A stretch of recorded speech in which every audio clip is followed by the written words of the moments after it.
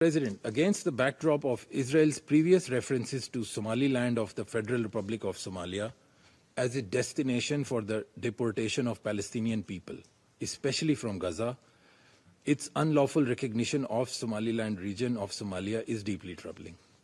For decades, Israel's dispossession and occupation of Palestinian land have been a central source of instability and conflict in the Middle East.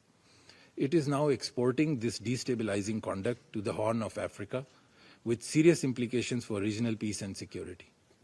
Pakistan unequivocally rejects any proposals or plans aimed at the forced displacement of Palestinians.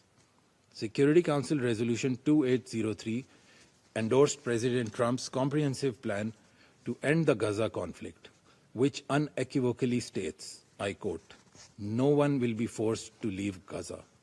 Unquote. Any actions that advocate or imply displacement or resettlement not only violate international law, but also undermine the prospect of a just and lasting peace. We reaffirm our steadfast support for the Palestinian people in their legitimate struggle for self-determination.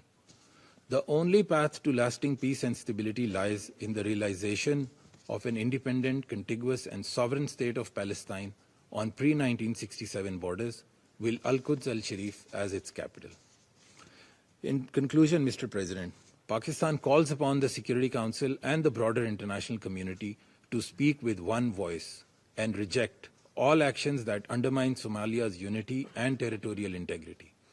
On our part, we remain firmly and resolutely committed to standing with the government and people of Somalia in the country's march towards peace and prosperity. I thank you.